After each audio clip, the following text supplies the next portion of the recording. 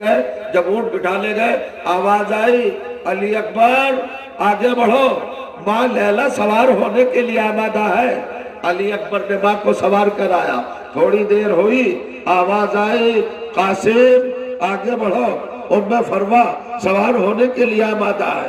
ایک ایک جوان، ایک ایک دلیر، ایک ایک مرقع حسن آگے بڑھتا رہا، نمائندہ کربلا آگے بڑھتا رہا، مقدرات عصمت کو اباریوں میں بٹھاتا رہا۔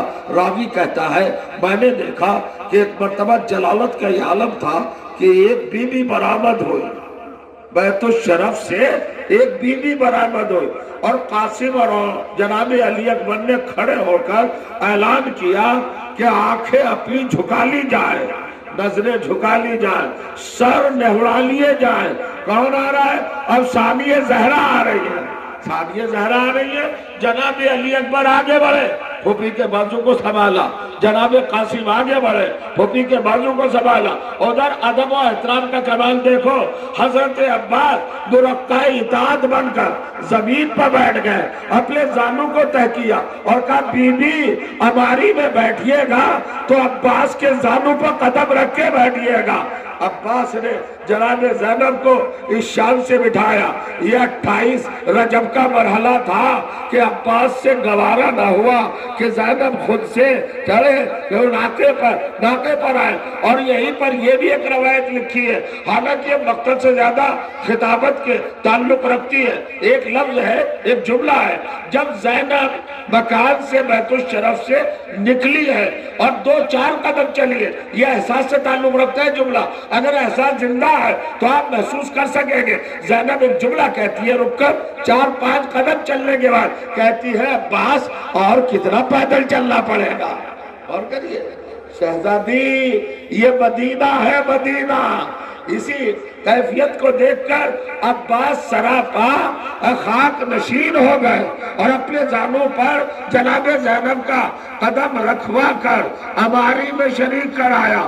2 شہزادوں نے بازو سنبھالے۔ یہ وہ منظر تھا جو زینب نے اپنے دل میں محسوس کر لیا۔ یہی وجہ تھی کہ جب 11 محرم کو ظالم بش پرہینا ناکوں کی، اونٹوں کی کیفیت کو دیکھئے بٹھالنے لگے تو زینب نے غازی کی لاش کو دیکھ کر یہی کہا تھا عباس وہ 28 رجب اور یہ 11 محرم جب میں مدینے میں تھی تو نے اپنے زانوں کو ڈھوڑا کر مجھے سوار کیا تھا۔ غازی اب بھی آجا، ارے زینب سوار ہو رہی ہے، نہ ناکوں پہ ہماری ہے، نہ محمل ہے، بے کجاوا اونٹے ہے، پشت برہنہ اونٹ ہے، اور یہ ظلم ہے، یہ درے ہے، یہ تعزیانے ہیں۔ تو ایک ایک مرحلہ، ایک ایک منزل، ایک ایک روح، ایک ایک پہلو اپنی جگہ پر برسیہ ہے، اپنی جگہ پر دل کو بروانے والا منظر ہے۔ سب کے سب آگئے، بس وہ ایک منزل جو آپ کی خدمت میں بیان کرنا چاہ رہا ہوں۔ میری مائیں، میری بہنیں، میری قوم کی یہ معتبر عفیفہ بیٹیاں، یہ سنے کیا منزل ہے۔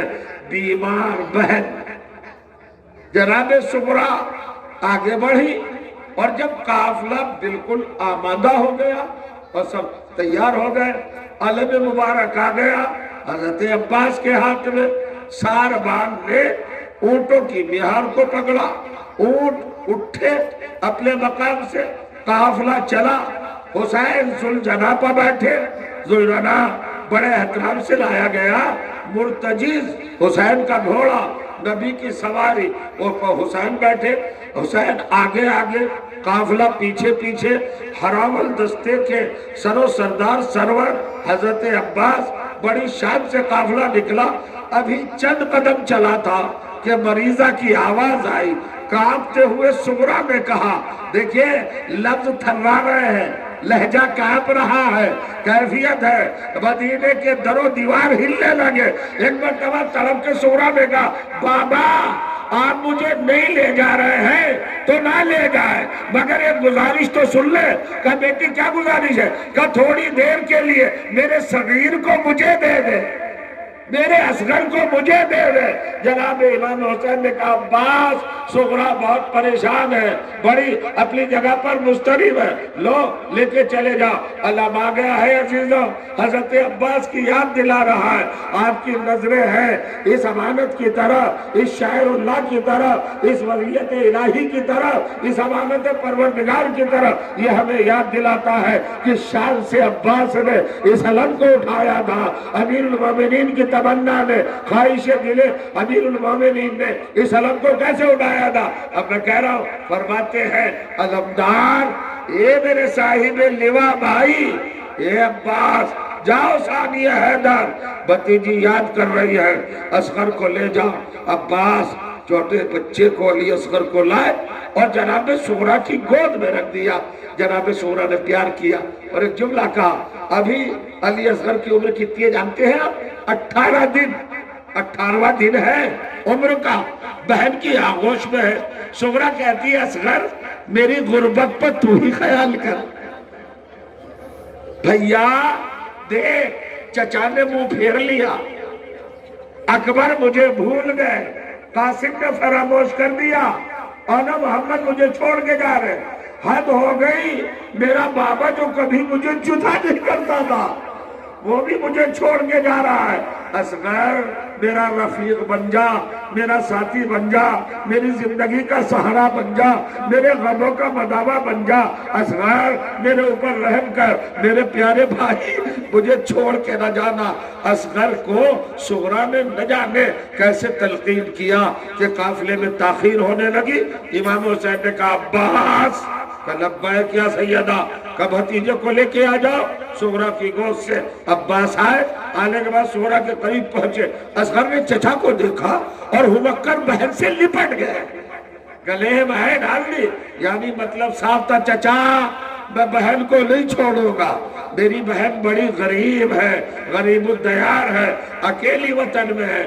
عباس تا دیر کھڑے رہے لیکن اصغر جناب صغرا کی گردن کو چھوڑنے پہ آمادہ نہیں ہوئے۔ واپس آئے، کیفیت بتائی، علی اکبر تم جاؤ، یہی کیفیت پھر مقرر ہوئی۔ اب خود حسین آئے، جب حسین آئے تو فاطمہ لرز گئی، فاطمہ صغرا کانپنے لگی اور ایک جملہ کہا، بابا آپ تو لے جائیں گے، اصغر چلا جائے گا، مگر بابا ایک گزارش ہے، آپ حکم نہ دیجئے گا، علی اصغر کو اختیار دے دیجئے، اختیار یہ دے دیجئے کہ علی اصغر کی مرضی ہے یا تو مدینہ صغرا کے پاس رہے یا کربلا میں آپ کے ساتھ چلا جائے، پھر دیکھیے میرا بھائی فیصلہ کیا کرتا ہے۔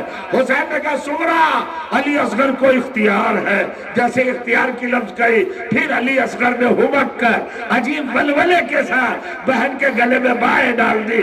حسین رونے لگے، صغرا تیری غربت پہ نثار،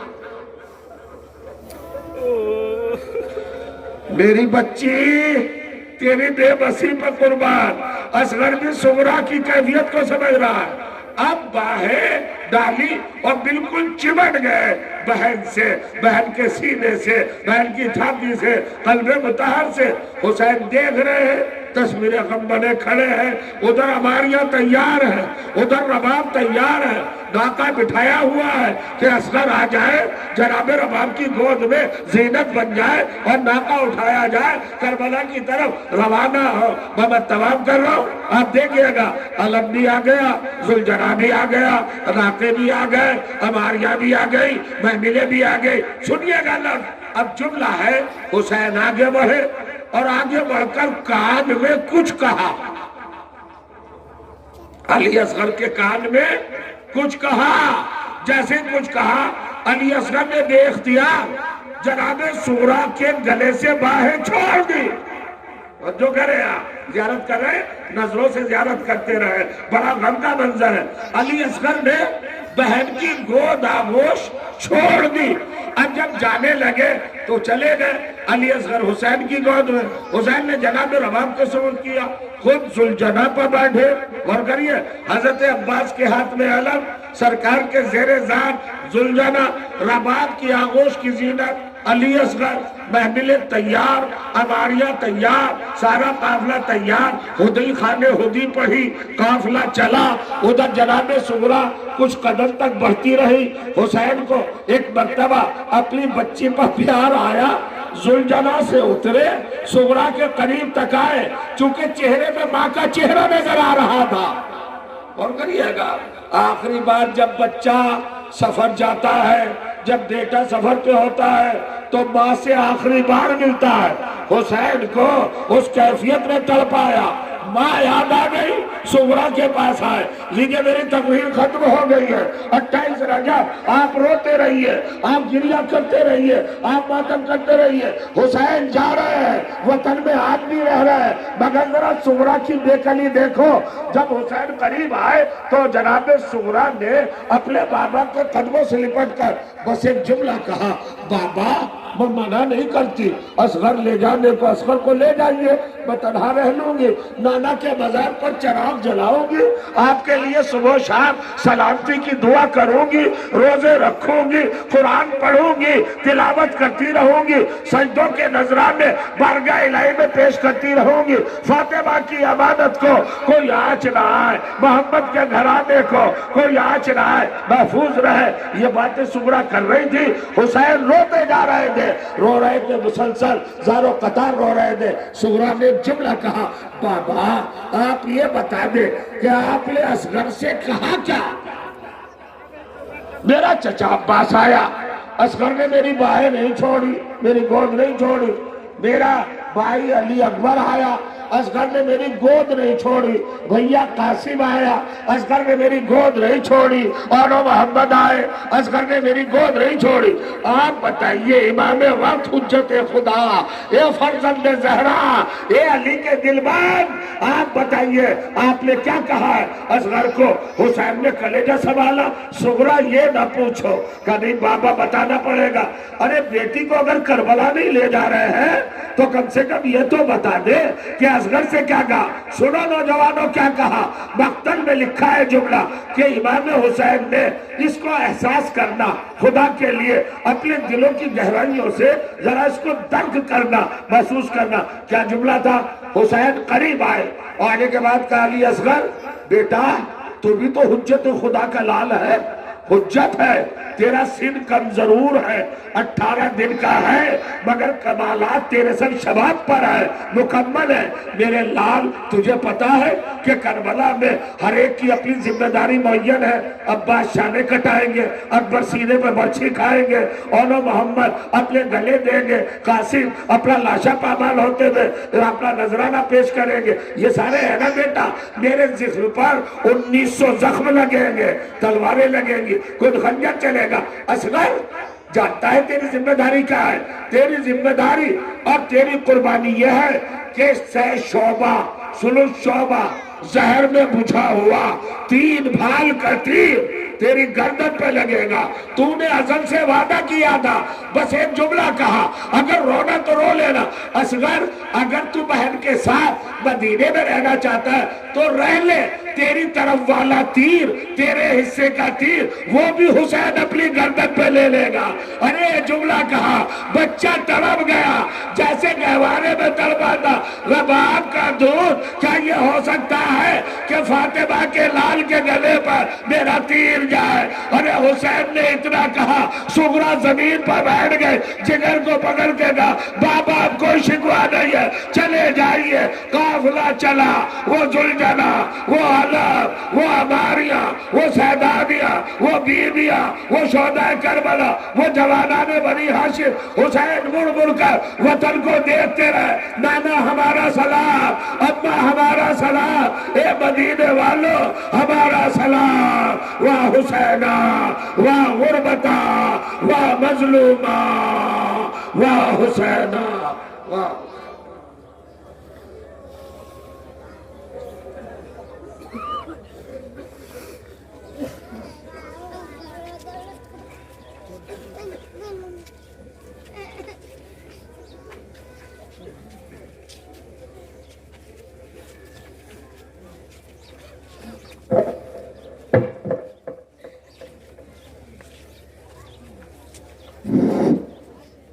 مولانا موصوف کی تقریر کی تعریف کرنے کے لیے لفظ نہیں ہیں. آپ کی آنکھیں بتا رہی ہیں کیسی تقریر ہوئی, کیسی مجلس ہوئی. بہرحال مولانا موصوف کی تقریر کے بعد انجمن معصومیہ رجسٹرڈ سے گزارش ہے کہ وہ نو ماتم کے لیے تشریف لائے. انجمن معصومیہ رجسٹرڈ نو ماتم کے لیے تشریف لائے.